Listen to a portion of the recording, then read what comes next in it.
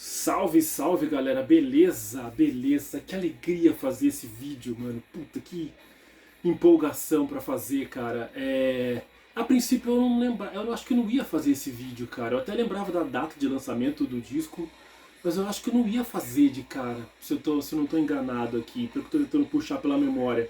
Eu pensei em fazer entrar, colocar esse disco naquele vídeo, né, entraria naquele vídeo dos álbuns que estão completando 30 anos, aquela coisa toda. Depois eu fui vendo também, obviamente, né, a repercussão, tudo, né, os outros vídeos que foram saindo. Tanto é que eu tô atrasado, né? Se for ver, eu tô meio atrasado pra fazer esse vídeo, se pá, né? Já se passaram aí 11 dias, né? Porque fevereiro tem 28 dias. Se passarem uns 11 dias da data de lançamento desse disco, só agora que eu tô gravando para poder passar um pouco da minha experiência sobre esse disco, sobre a minha relação com esse disco pra vocês, cara. Vamos lá, tô falando, é claro, tá na cara, todo mundo tá sabendo, tá ouvindo, estou prestando atenção na trilha, se a trilha tiver com volume ok, no título tal. Sepultura Roots, cara, completando 30 anos, disco lançado em 1996, a camiseta aqui não é do Roots, obviamente, não comprei na época, eu não comprava muita camiseta na época, lógico, né, não tinha tanto esse hábito e nem a grana, né, pra poder comprar as minhas camisetas e tudo, né, como começou a rolar depois de alguns anos. Mas então por isso que eu não tenho. Mas é uma maneira aí de homenagear aí também, né? De compor aí o cenário. Então Roots, cara, um disco que não sei, é difícil até saber por onde começar. Vamos lá, tentando começar. Se o vídeo ficar longo aí, por favor, aguentem firme comigo. Você deve ter visto aí quanto durou o vídeo. Vamos ver se dá pra aguentar até o final, cara. Porque é uma coisa que me empolga bastante. Sepultura eu já tinha começado a ouvir com atenção, com um pouco mais de atenção, há uns 2 anos. Já contei essa história aqui alguma vez, em mais de um vídeo. Na verdade, algumas vezes em mais de um vídeo, com certeza. Que eu sabia que o Sepultura existia, tava no meu imaginário como o Raço de Porão aqui no Brasil. As bandas brasileiras de rock pesado, rock pauleira, mais pesadas mais conhecidas que existiam. Então eu conheci a Sepultura de nome e tal. E quando eu fui começando a ouvir um som, fui cada vez mais ouvindo mais Sepultura, mas achei que não era. Não ia ser a minha praia, embora já ouvisse Pantera, comecei já ouvindo Pantera, tal, achava que não era pra tanto, de repente, em poucos meses, cara, na verdade, um amigo meu falou, pô, que você não conhece Sepultura, não conhece tal música aqui de Sepultura? Não, pera aí, eu vou gravar uma fita pra você. Ele me gravou aí uma fitinha que tinha Rise, várias músicas da Rise, algumas músicas daquele EP, Refuse Resist, saca? Eu não sei se tinham também algumas do próprio Chaos AD, mas acho que tinha algumas que eu tenho certeza que eram desse EP Refuse Resist, uma fita 90 da Sony, não esqueço até hoje, um amigo de classe, Zé Neto, lá de Rondônia. Então a partir daí eu comecei a ouvir com mais atenção, aí eu fui aprofundando, e aí o que aconteceu? Eu acho que eu vi a matéria, aquela que o Gastão vai pra Phoenix para fazer os bastidores da gravação, dos ensaios pro Chaos AD. Eu acho que eu vi isso, acho que paralelo ao lançamento do Roots, foi uma maneira de promover a parada, ou foi um pouquinho antes, eu não sei.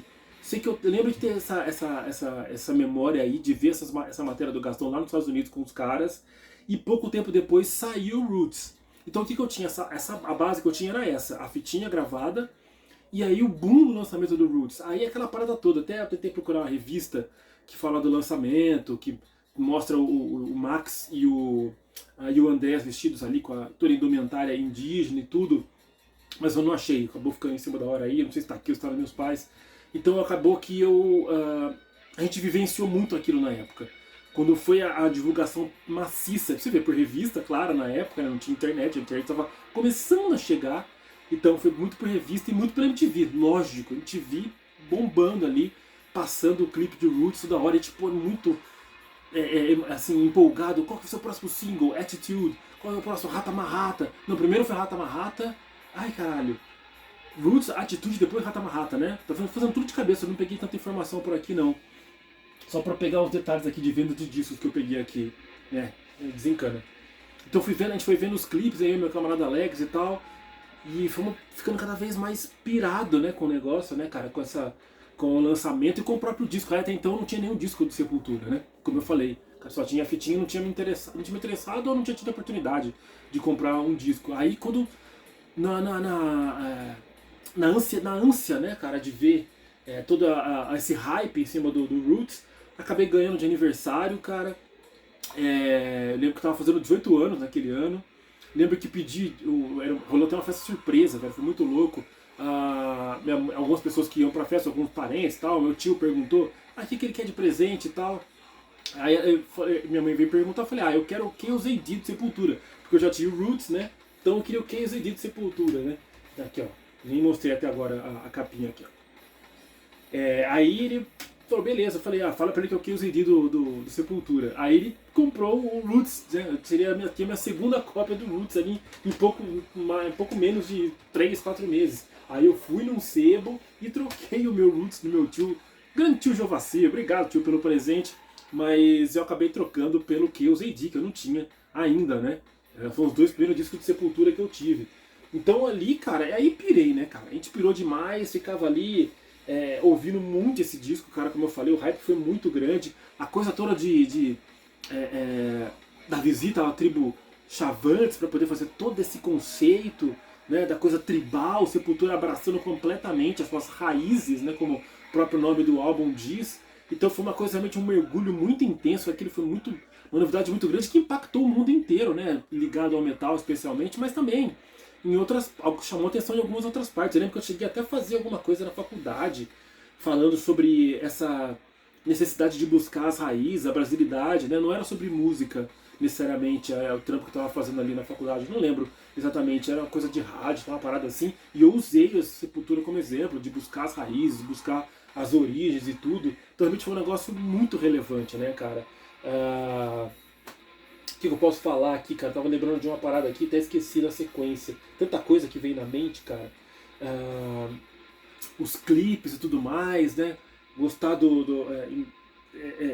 tentar achar outra favorita que não fosse só a Roots, Bloody Roots, né? A faixa tão especial. Aliás, uma coisa que é legal de falar de Roots, Bloody Roots é que é uma das músicas que mais mexem comigo, cara. Talvez se eu tiver um top 3 de músicas da minha vida, acho que Roots, Bloody Roots é uma dessas, cara, porque a gente até pode colocar até numa outra lista de músicas que mexem com você, mexem com as pessoas onde quer que elas estejam. Você tá num rolê de rock, ou tá num show, quando começa a falar música ambiente, antes de começar o show, aí você tocar algumas músicas específicas, essa coisa, o bicho vai pegar ali. Quem tiver mais sossegado vai começar a ficar esperto. Eu costumo falar que são Enter Sandman, do Metallica, Killing in the Name, do Rage Against the Machine, Man in the Box, do Alice in Chains, e Roots, Blood Roots é outra dessas músicas que quando toca, né, cara, é impressionante, realmente a galera se agita com certeza, cara. A produção desse disco, falando um pouco da parte mais técnica, a produção... Lembrei o que eu ia falar! Porra, lembrei, vou chegar lá. A parte mais técnica, então, Ross Robinson foi o produtor desse disco. Legal falar isso também. Muito se fala que o Roots foi a porta de entrada, foi a inauguração do nu metal. Porra nenhuma. Acho que eu falei também isso num vídeo recentemente. Porra nenhuma. O Korn já havia lançado o primeiro álbum. Na verdade, eu não lembro quando saiu o segundo, cara, Life is Speech. Não tenho certeza. Mas havia sido lançado o primeiro, já que foi uma influência muito grande pro Max. Já havia sido lançado o primeiro do Deftones, do Adrenaline. Então, cara, o Max estava justamente nessa pegada. Ele gravou o clipe de Roots com a camisa do Deftones. Então, cara, o Max estava muito influenciado. Chamou o Jonathan Davis para participar da música Look Away, né, desse disco aqui. Então é o contrário, cara. Os caras foram influenciados pelo Sepultura antigo, né, do Chaos AD, na verdade, para gravar, para fazer alguns sons, e o Max se empolgou com aquilo, né? Essa foi a parada. Então, tanto é que ele chamou o Ross Robinson, que tinha sido produtor do primeiro álbum do Korn, auto-titulado. Por isso que o Ross Robinson foi escalado aí, foi escolhido para fazer essa produção. O Roadrunner investiu pra caramba, eles gravaram lá em Malibu, né? Que é o Indigo Ranch Studio, aquele sítio maluco lá do Ross Robinson, lá na Califórnia, e eles gravaram o disco lá. E a mixagem foi por conta de Andy Wallace, monstro, né, cara? Eu já cansei de falar de Andy Wallace aqui, já mixou centenas de discos incríveis que eu gosto pra cacete, cara. Então, disso que, então, tecnicamente, ainda falando dessa parte técnica, ele veio com uma sonoridade, uma afinação mais baixa, também por influência do nu metal, afinação mais baixa, não sou entendido no assunto, mas o que você ouvia falar muito, você pegando de orelhada, comparando a sonoridade dos discos anteriores, você vê que a afinação tá mais baixa, tá mais densa realmente. Lembro de isso que eu ia falar que eu tava esquecendo. Um camarada em comum um camarada do Alex, meu amigo de longa data, comentou, lembra uma vez que trocando ideia naquele boom, né, do lançamento. Pô, vocês ouviram o disco novo de Sepultura? Já? Acho que a gente tinha ouvido uma faixa, ou tava pra sair aí, ele falou assim, tá afinado em ré, cara. pô, a galera tá meio empolvorosa aí, porque o disco tá afinado em ré, tá muito pesado, tá ligado? Então tinha toda uma aura em cima do disco dessa sonoridade que foi implementada aqui. E teve a participação que também teve muita gente, também teve, por outro lado, teve gente também que foi contra, né? Que achou que Sepultura inventou demais a moda, tanto é que tem gente que gosta de Sepultura até o Arise, justamente, que é o meu álbum favorito de Sepultura, tá? Mas tem gente que gosta da banda só até esse disco, né?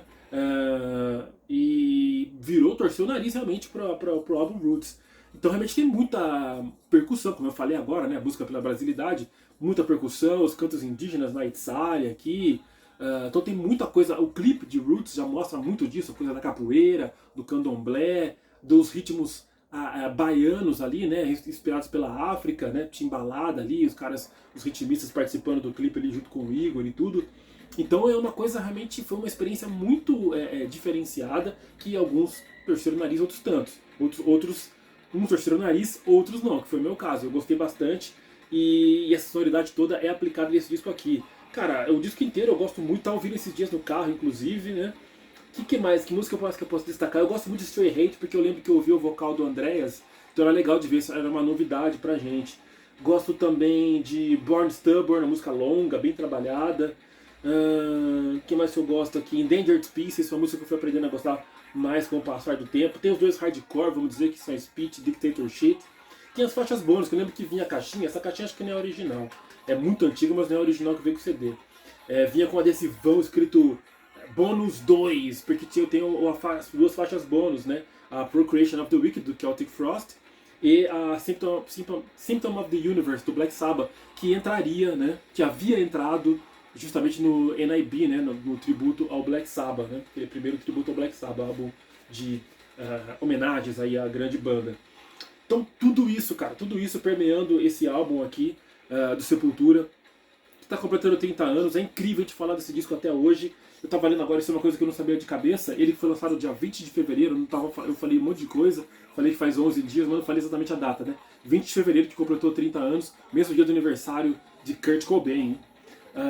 Vendeu 2 milhões de cópias no mundo inteiro, 500 mil só nos Estados Unidos. Então a banda realmente ganhou o mundo.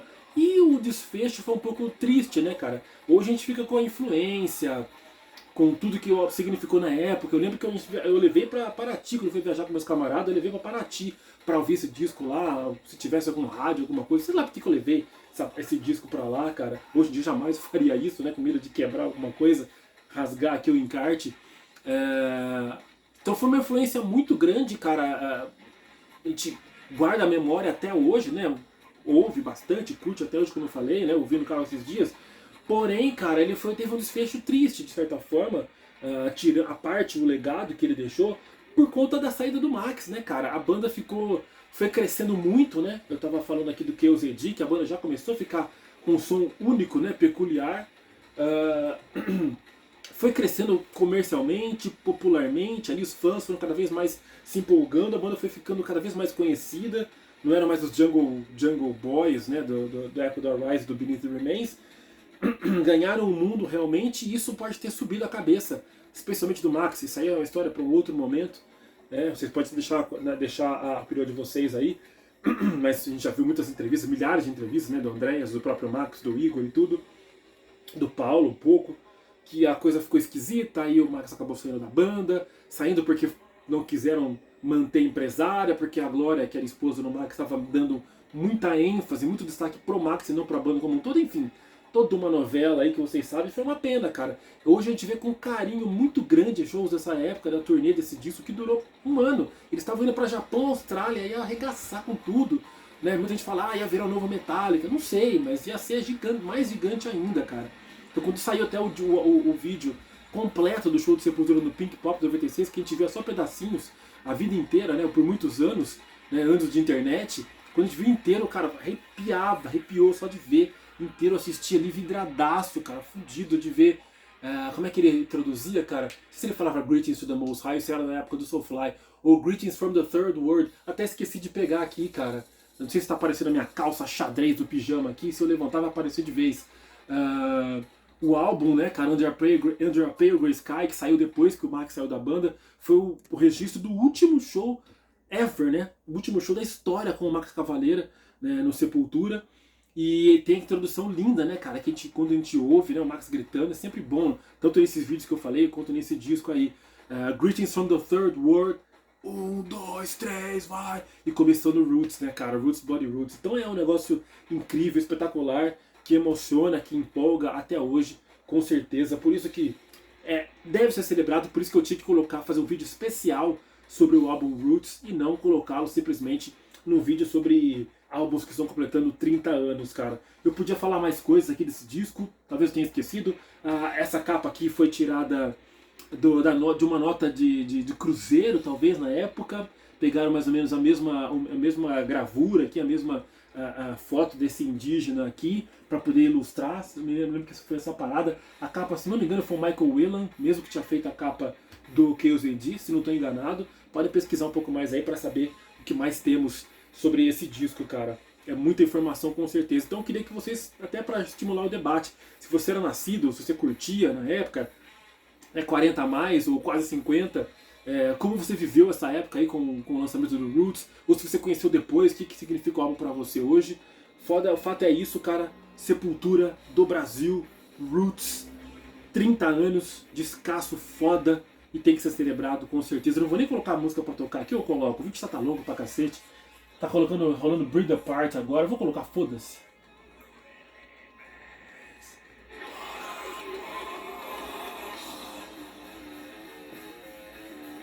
Quase, cara, eu tô me empolgando. Muito foda, muito bom, muito bom. Sepultura, Roots, 30 anos, é isso aí, galera. Depois eu volto com mais um vídeo, é nóis.